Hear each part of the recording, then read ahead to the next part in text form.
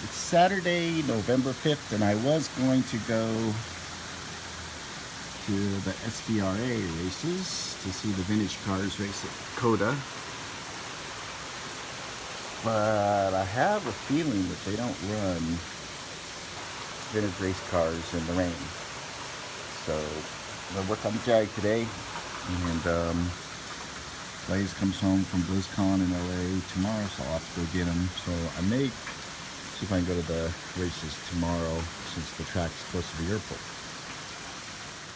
Well, when you get the correct seals, they go in no muss, no fuss with the press. So hopefully they don't leak, but went nice and smooth. All right, when I put the O-ring, there wasn't one before. I went ahead and put the O-ring that they gave in that groove because it seems to fit. Not sure what its purpose would be, since the oil is just going to be in the bearings anyway. But then it would be blocked by that, but there's no seal for the flange. There's a spacer. So what I'm probably going to do is just put a little bead of RTV just in the inside of that groove, the corner, and that should be enough to hopefully get it sealed up good. The bearings, when I took this apart, they just came off, and I tried to slide them back on, and it didn't go. So I've got them on my hot plate now. I'm going to get them up to a couple hundred degrees, and then they should just drop right onto the shaft without any problem. It is all smooth. And I got the correct seal for the front. So hopefully we can make some good progress today. Alright, so I heated the bearings up on the hot plate and they dropped onto the shafts, no muss, no fuss. So while these cool, I'm going to, the evaporust is kaput. So even heating it over a couple of days, it did nothing. So what I'm going to do is, I still have the citric acid and the EDTA chelate.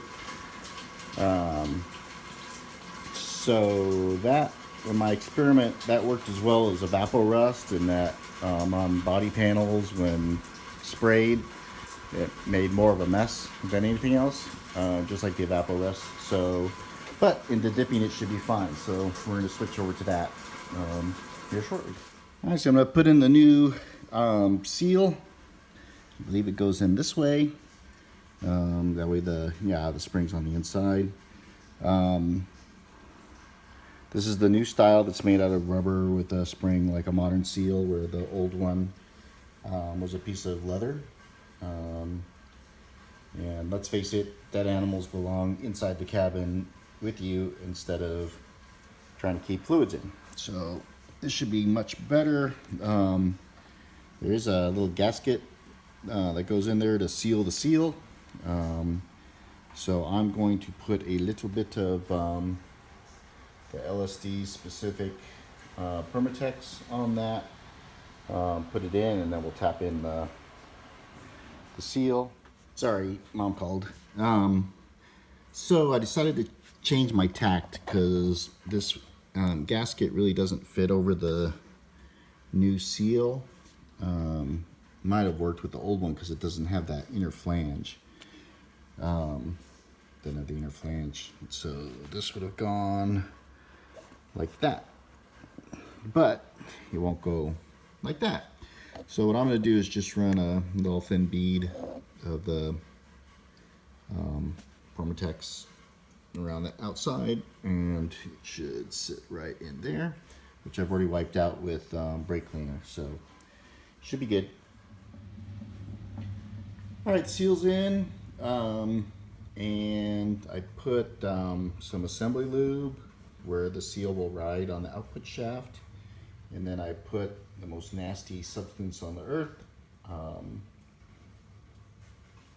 What's this shit called? Anti-seize. On that shaft because it was really hard to get off.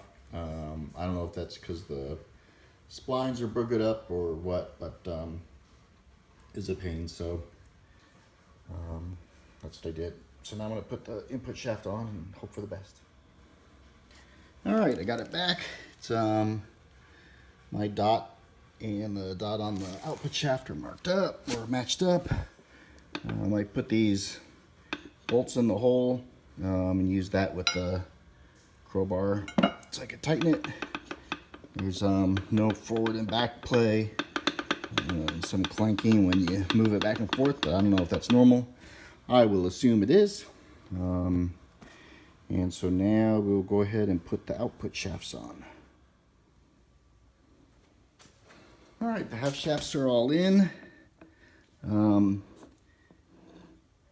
Apparently, not all E-types came with limited slip, but they say that if you turn one and they both turn in the same direction, that you do. So now I'm going to review my video, find out where these guys go.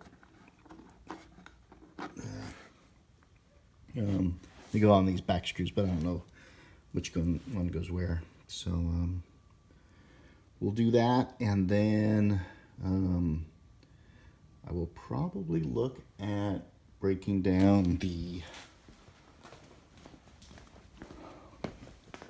emergency brakes.